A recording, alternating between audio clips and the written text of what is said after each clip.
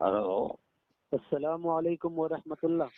وعلیکم السلام ورحمۃ اللہ وبرکاتہ، فرمائیے۔ جی حضرت، خیریت سے ہیں آپ؟ اللہ کا فضل۔ کون بول رہا ہے بھائی؟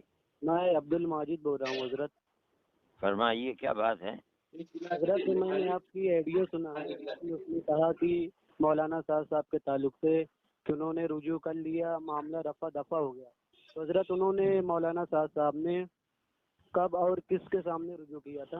رجوع کیا تھا؟ میں یہ کوئی عدالت ہے جس کے سامنے میں بیان دے رہا ہوں؟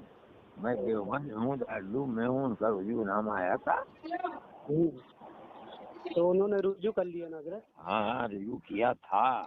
ہاں، تو ان کا رجوع قبول کیا گیا نا حضرت؟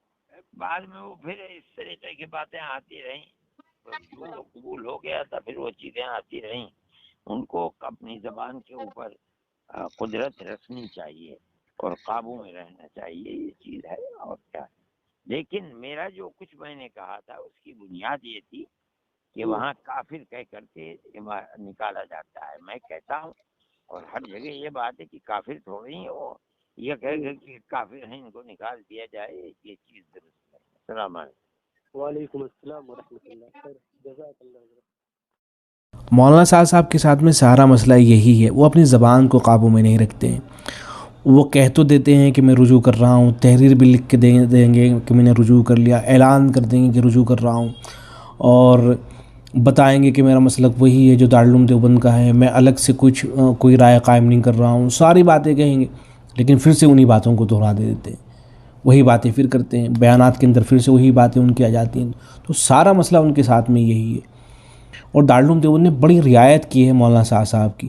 شروع میں جب ان کے متعلق چیز آیا کرتی تھی تو خود ان سے پوچھا جاتا تھا کہ آپ کی کیا رائے ہے، تو وہ نظر انداز کر دیا کرتے تھے۔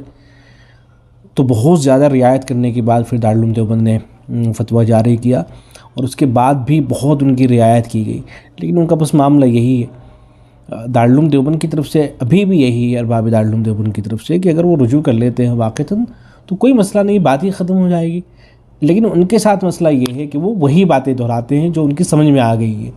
اب وہ اللہ جانے کیوں کیا کرتے ہیں، کیا انہوں نے سمجھ لیا ہے کہ جن باتوں پر اہل علم کو اعتراض ہوتا ہے وہی دہراتے رہتے ہیں۔ ابھی جو کتاب آئی ہے جس کا محتم صاحب نے حوالہ بھی دیا تھا اپنی گفتگو کے اندر، ارشادات اکابر کے نام سے، تو اس کے اندر بھی انہی چیزوں کا اعادہ کیا گیا ہے۔ انشاءاللہ موقع ملتا ہے تو وہ ساری چیزیں آپ حضرات کے سامنے پیش کی جائیں گی تاکہ وہ چیزیں بھی آپ کے علم میں آ سکیں۔ السلام علیکم ورحمۃ اللہ۔